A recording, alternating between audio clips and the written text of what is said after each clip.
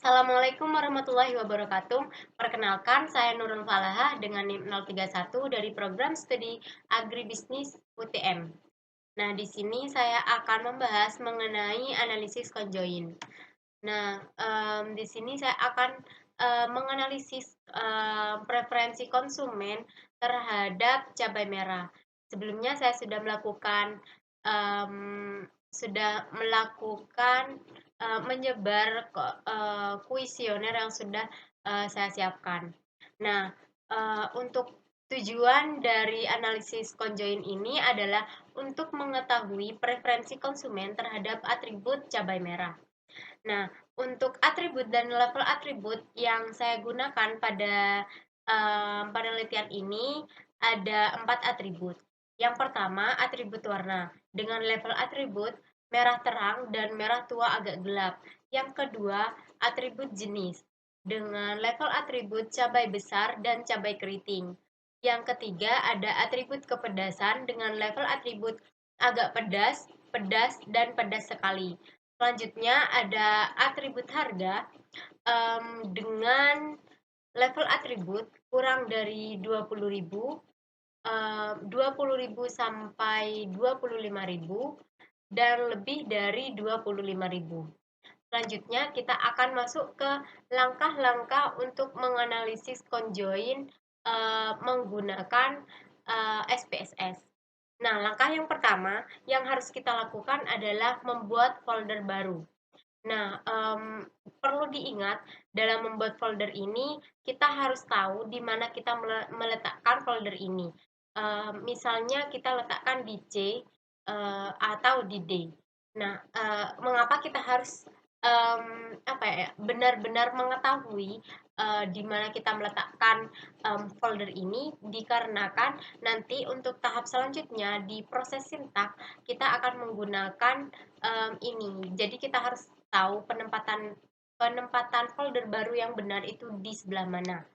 Nah, di sini saya sudah membuat folder baru ini seperti pada gambar itu ini ya dengan penamaan folder baru yaitu analisis underscore conjoin. Setelah membuat folder baru, kita bisa membuat atau membuka SPSS. Nah, setelah kita membuka SPSS, kita kita membuat folder baru atau file baru dengan um, ini dengan mengklik yang ini bagian data. Setelah itu kita ke bagian orthogonal design. Selanjutnya kita pilih yang generate. Setelah itu akan ada tampilan seperti gambar pada PowerPoint. Selanjutnya kita masukkan atribut dan deskripsinya pada faktor name dan faktor label. Yang pertama, faktor name.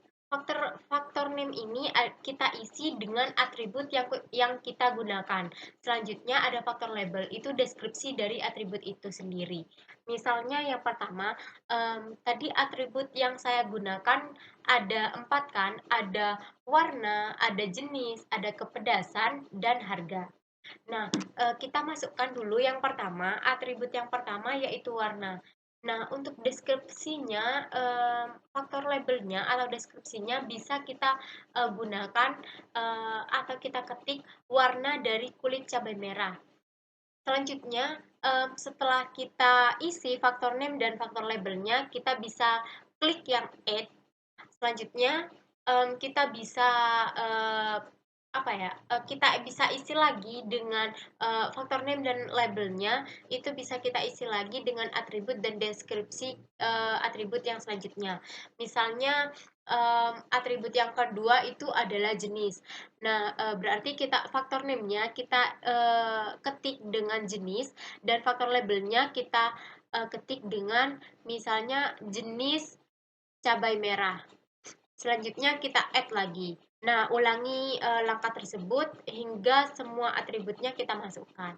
Nah, setelah memasukkan atribut selesai, selanjutnya kita uh, memasukkan level atribut. dari masing-masing atribut. Caranya yaitu dengan kita klik atributnya seperti pada gambar di PPT ini yang kuning itu artinya um, misalnya di sini kasusnya saya akan menambahkan level atribut pada atribut warna. Jadi yang warna kita klik, setelah itu kita klik yang define values, setelah itu akan ada tampilan seperti pada gambar ini. Nah, yang value itu adalah kode level atribut, sedangkan yang label itu adalah level atributnya. Karena tadi saya menggunakan yang atribut warna dan level atributnya itu ada dua. Yang pertama merah terang dan yang kedua adalah merah tua agak gelap. Jadi labelnya saya isi dengan merah terang dan merah tua agak gelap, dan value-nya itu kode level atributnya itu bisa kalian isi berapapun ya. Untuk ini milik saya kasusnya yang merah terang saya kasih kode 1 dan merah tua agak gelap saya kasih kode 2. Selanjutnya setelah level atributnya dimasukkan semua, kita klik yang continue. Selanjutnya kita balik lagi ke tahap yang sebelumnya ya. Bisa kita tambahkan level atribut pada atribut-atribut yang selanjutnya. Misalnya yang kedua itu ada jenis. Yang atribut jenis levelnya itu ada dua, ada cabai besar dan cabai keriting. Jadi labelnya bisa kita isi cabai besar dan cabai keriting. Palunya bisa kita isi punya saya ini akan saya kasih kode 1 dan 2 juga. Jadi yang cabai besar itu 1 dan cabai keriting itu 2. Selanjutnya di continue. Ulangi semua bagian pada semua atribut. Selanjutnya kita kalau sudah selesai kita masukkan semua level atributnya, kita bisa klik yang ini apa create new data file. Kan sebelumnya kita itu ada di create a new dataset kan. Nah, itu kita ganti dan kita klik ke create new data file untuk menyimpan filenya. Setelah itu kita klik yang file. Nah, setelah itu kita simpan file yang data yang kita sudah analisis sebelumnya di stimuli di folder yang sudah disiapkan sebelumnya. Tadi folder yang sudah saya siapkan sebelumnya penamaannya adalah analysis underscore conjoin. Jadi kita taruh file ini pada folder yang sudah disiapkan. Dengan ini kasusnya saya berikan nama stimuli underscore cm. Cm itu cabai merah. Setelah itu kita save. Setelah di save itu akan ada tampilan seperti gambar ini, seperti pada PPT yang sebelah kanan.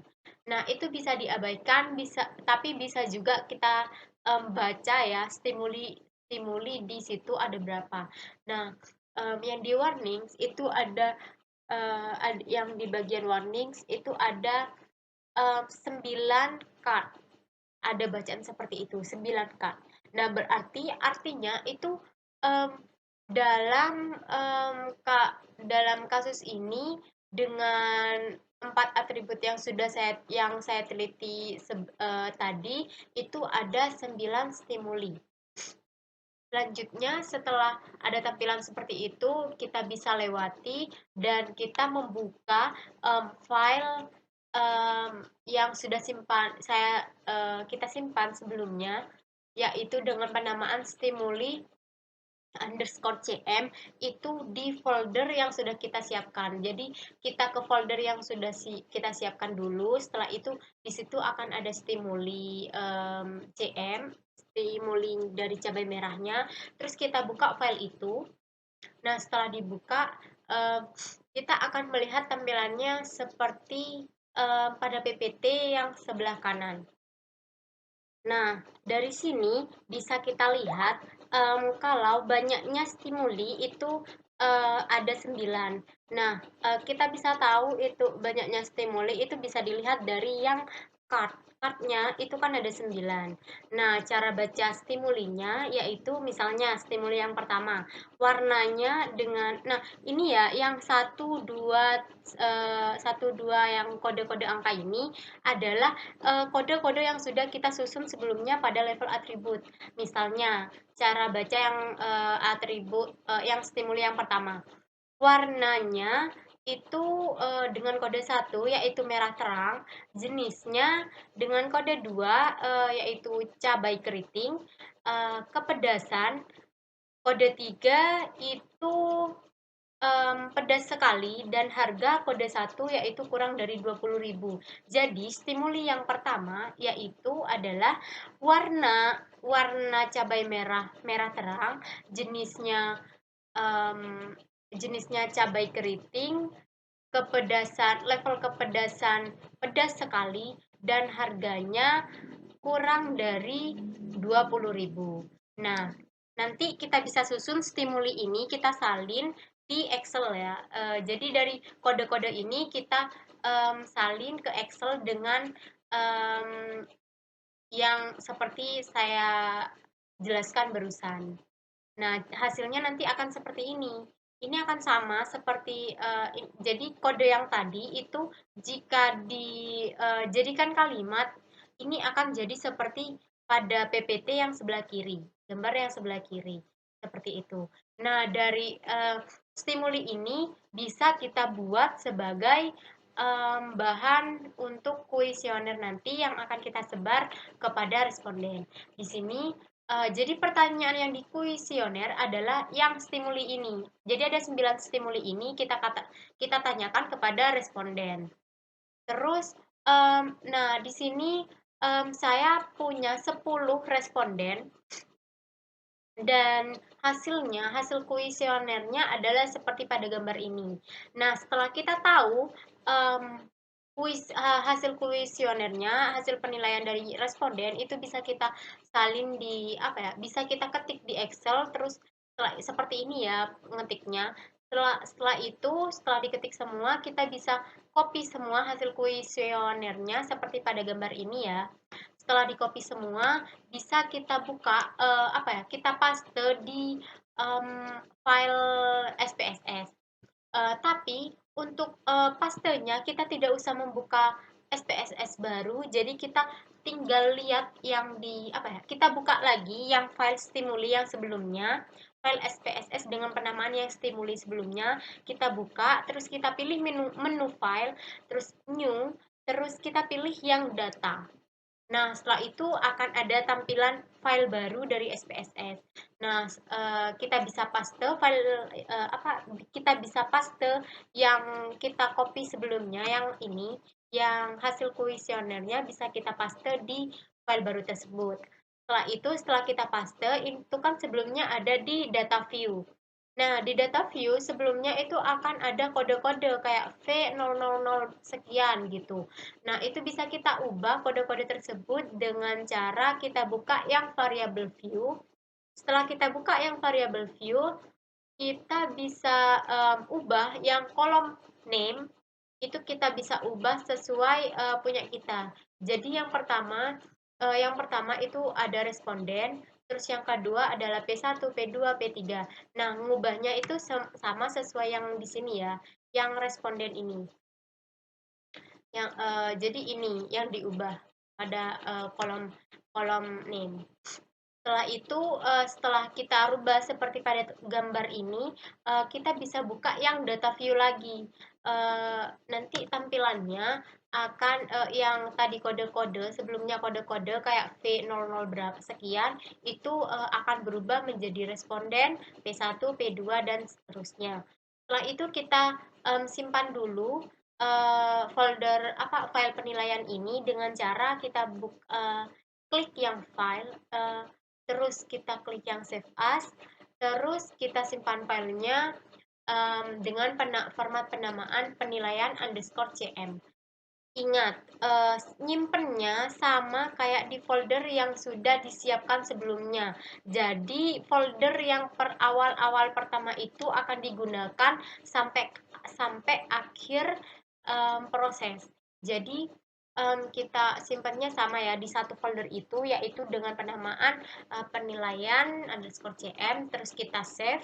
Setelah itu kita bisa um, setelah kita save, kita bisa menganalisis ini hasilnya, kita bisa analisis conjoin, akan tetapi tidak menggunakan fitur SPSS yang analyze.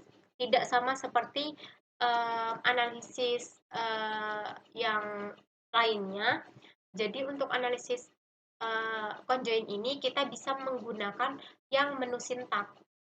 Jadi langkahnya yaitu kita klik yang file, terus new, terus kita pilih yang menu sintak, seperti pada gambar ini ya, contohnya. Terus nanti akan ada tampilan seperti pada PPT ini, tapi yang sebelah kanan, akan tetapi itu sebelumnya akan kosong. Jadi kita isi sendiri kode-kodenya, kita isi sendiri. Misalnya yang pertama ini. Yang conjoin plan itu kalian tetap ya harus pakai yang itu. Terus yang analisis yang C analisis underscore conjoin garing stimulian underscore cm itu adalah filenya, nama filenya. Jadi yang C analisis conjoin kita taruh di filenya itu di mana kan gitu. Jadi yang gunanya kita harus tahu yang sebelumnya kita foldernya itu kita taruh di C atau di D adalah di sini untuk proses sintak.